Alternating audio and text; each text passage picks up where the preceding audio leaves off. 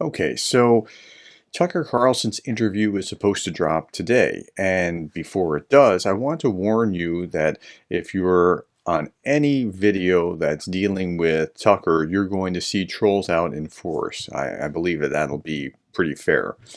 In today's Vantic Soup, this is something I saw on Twitter, and I thought, this is worth highlighting because it strikes me as this is right. Now, again, we don't know what his questions are going to be. He could surprise us. I don't think he will, but he could surprise us and actually ask hard questions that are really pressing Putin, but I don't think that that's what's going to happen. Okay, today's Vantic Soup, I'll introduce the troll farm paid shill talking points of the Carlson-Putin interview. So this is what he expects them to say when the video comes out. These are the most common arguments that pop up in the comment section when people criticize the upcoming interview. So the first one is, it's good to hear the story from both sides. Okay. In this case, the other side is a genocidal warmonger who even killed hundreds of his own people to justify a war in Chechnya. And now, if you put that in perspective, there's something to that. It's fair, Putin can give his side, but he's already given his side, and we already know what his actions are, and we see things like Bucha, and when Bucha happens, the Russian press actually says, no, no, no, nothing to see there. What you free Western journalists saw with your own eyes, that's not true. This was all made up. So, I don't know. But you can listen to it. I plan to listen to it. Tucker is a journalist. Let him do his job. Well, okay. There's a difference between journalists and opinion or commentators. I'm not a journalist. I have an opinion. I'm commentating. Tucker is doing the same thing to the other side, though, and that's the difference. And when you do that, you have to be fair with the facts. And very often, you can be unfair to the facts if you're not careful or just only show one side of it. Perfect example of this kind of thing is what happened with the church in Russia. So the Russian Orthodox Church is actually a state-sanctioned church that, you have to pray for Putin as part of the liturgy. There's Russian talking points coming through the liturgy, and there's more than that. There was propaganda and apparently money and weapons and other things within Ukraine funneled through the Russian Orthodox Church. Now, when that was happening, Ukraine clamped down on that, said this is no longer going to be happening on our soil, and they made that illegal. Okay, Tucker Carlson picked that up and he made this a thing. Well, see, they're clamping down on an entire religion in Ukraine. See how they are. But he never said anything about how the Russians in Russian-controlled Ukrainian territory were doing the exact same thing.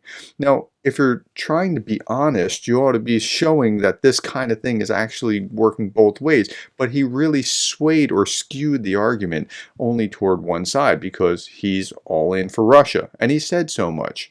Okay. Tucker's a propagandist who's extremely biased. In 2019, he said that we should probably take the side of Russia if we have to choose between Russia and Ukraine. So that's his statement. That's his position. He has rights of free speech. He can say that, but you just need to know where he's coming from. Okay. What about Gonzalo Lira?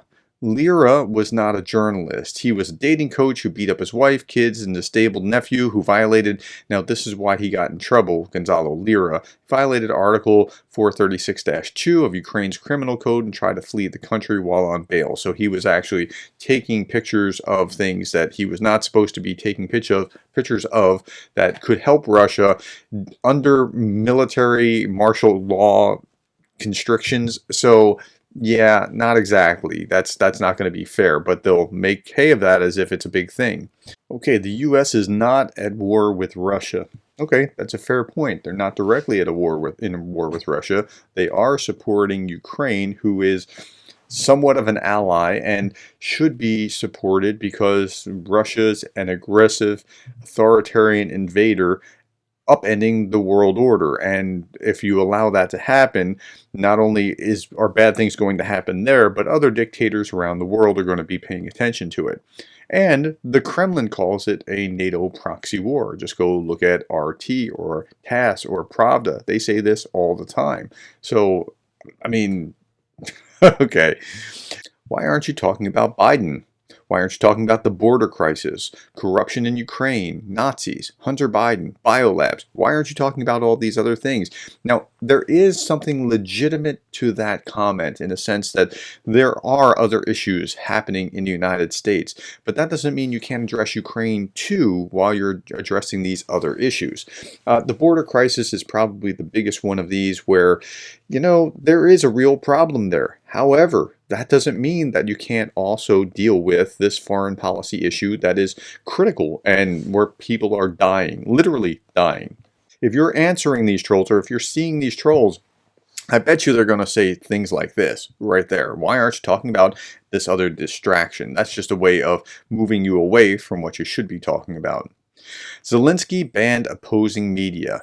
Okay, this is kind of like the example of the church that I gave earlier. He did ban something. He banned Medvedchuk's, a personal friend of Putin's, TV channels that spread pro-Kremlin propaganda. He also banned another website that was even worse than Medvedchuk's channels, but no, he didn't. So, in fact, the EU has been praising Ukraine for how much they have tried to manage and guard democracy, having real democracy even in time of war when there is mobilization and martial law.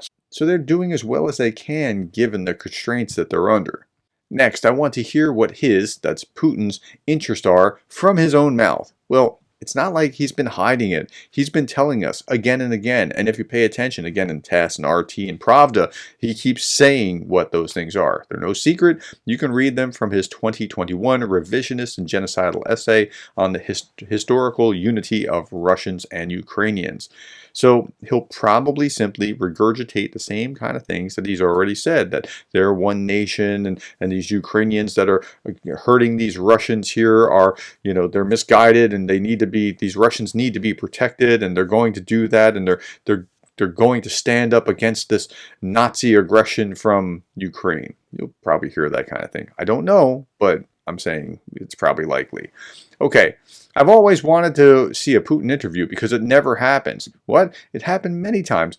You had Larry King's in 2000, Barbara Walters in 2001, Oliver Stone in 2015, 2017, Megyn Kelly, Armin Wolf. You've had a number of these, but none of these have been, well, Oliver Stone probably was pretty fawning, but like Megyn Kelly actually made Putin pretty mad because she was asking some questions that were a little bit pushing on him, and like he's not used to a free press really pushing back. He's used read press interviews, just read press interviews with Putin, and it's actually astonishing just how softball the questions are that they would ask him, and that he handles with such aplomb.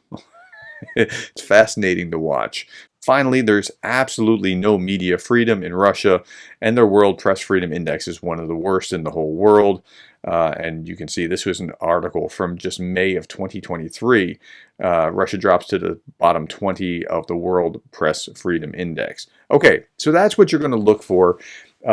If you are watching Tucker, I would love to hear your feedback about that, about what the interview was like. I'm toying with just making a montage of the questions that he asked, not even Putin's answers, because we know what Putin's answers are going to be. And then we can look at, if we do that, tell me in the comments below if you want me to do that. And if we do that, just the questions that he asked, we can hear whether he's asking hard questions or whether he's really just throwing softballs at him. Okay, that's all that I have. Thank you for your time. Thank you for the likes and the shares and the subscribes and the coffees, and thank you for being the kind of person that cares about Ukraine.